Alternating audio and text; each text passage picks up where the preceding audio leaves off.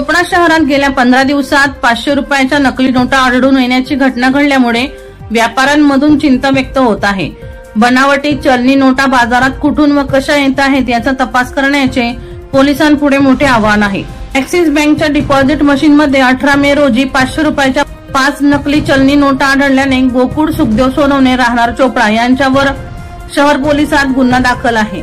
तसाच प्रकार 3 जून उघडकीस आला। हर्षल जैन यांचा 4 लाखाचा भरणा करण्यासाठी त्यांचा कर्मचारी जाहिद मुश्ताक खान हा ऍक्सिस बँकेत गेला असता त्यातील 500 रुपयाच्या 22 चलनी नोटा या नकली निघाल्या। ही बाब बँकेच्या कर्मचाऱ्याने जैन यांना कळवले। शाखा व्यवस्थापक उपेंद्र यादव यांनी सूचना केल्या।